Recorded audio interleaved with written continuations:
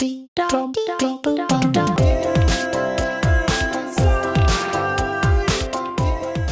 I am at the Embassy Theater as part of our week-long series highlighting sort of behind the scenes. I have with me Kelly Updike today, and right now we're going to talk about the Grande Page organ. Thanks for having us. It's a pleasure, Emily. Thank you very much. I know that there's so much history behind the organ, but I'm embarrassed to say I don't know any of it. So can we start there?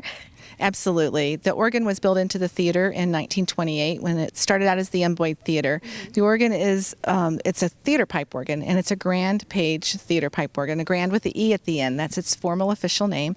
It was built by the Page Organ Company of Lima, Ohio. So a neighbor.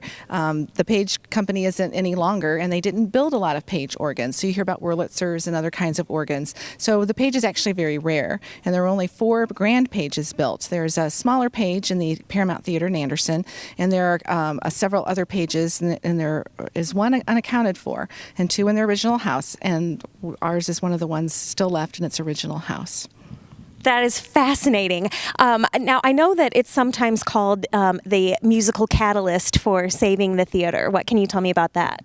Well, the Page was always being played. It was played from the early days as a vaudeville house and silent movie accompaniment, and it also is called a poor man's symphony. So, it takes one paid musician to play and make all the sounds and noises that a full orchestra would make. So, it's always been a major part of the theater, and it was always being played. And even in the days of the 60s and the 70s, when downtown was starting to not be as well attended and all that kind of thing, people were coming in to play the Grande Page. And they heard one day that the people who owned the building wanted to tear down the theater side and make a parking lot and build up the hotel side, which is adjoining to the building. It's interconnected. They wanted to make that into more assisted living kind of thing. And people were coming in again and still playing the organ and having organ concerts. Audiences were still coming in, and they wanted to save the organ. That was their love. They were taking care of it. And in order to do that, you have to save the whole house because it's built into the theater. The balconies are faux balconies and house the big organ chambers and all the pipes and then the organ itself. So they knew they needed to save the building, and they set about doing that by talking to people and raising money by dollars and cents, basically. They couldn't get the city interested. They couldn't get big corporations interested at first until a grassroots effort formed. And they were led by Bob Goldstein, and Bob was a commercial real estate developer in this town. And there was a small band of them. There was Buddy Nolan, who had been the house organist for a long time, and then 4 others. And they gathered the community together, and they did everything they could to raise money. And they raised $250,000, and they bought the building and turned it into the nonprofit organization it is today, the Embassy Theater. And we still have organ concerts and celebrate them, and audiences today that enjoy the organ. Do you have an in-house organist?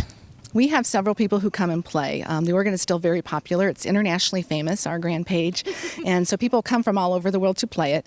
We have 2 organ concerts dedicated to just the organ a year, and we do a silent movie at Halloween time, and we did one as part of the organ series this year. We're hoping to expand that actually because it's very fun to watch a silent movie come to life with the Page. And we play it at Festival of Trees, and we try to play it as much as we can. So we have several people who are from town and around town who come and play it. We also hire people who spend their lives professionally playing. And we also have a local resident named Mark Herman. He grew up here when he was 13. He played the organ, and now he's internationally famous and goes around throughout the world, making his living actually playing the organ professionally. Our producer actually told me that he comes at Halloween time to watch the silent movie, and that at first he didn't know, if he was going to enjoy it all that much, and he said it's his favorite thing that he does at the Embassy now. So I have yet to enjoy that, but I hear it's just fantastic. It's because it's all this old time. That's how they made movies. If it's Buster Keaton, he is actually running across that train. He's actually doing his own stunts. There's no computer generation involved at all. Everything that they did live and in person. And then you don't realize while you're watching the movie that when the bell rings and they pick up the phone, that the organ made that happen because it's such a seamless part of the whole experience. And after a while, you just become so involved in what's going on, and you're like, wow, this is you're right, it's a cool experience. Wow. Well, if you haven't had that experience yet, as I have not, be sure you come out at Halloween time, at the Festival of Trees, anytime really, and see this fantastic asset to Fort Wayne. We're so lucky it was saved, so lucky to have the theater in general, but especially the internationally famous Grande Page organ. Kelly, thank you so much for having us, and we will be showing you some other parts of the theater in days to come.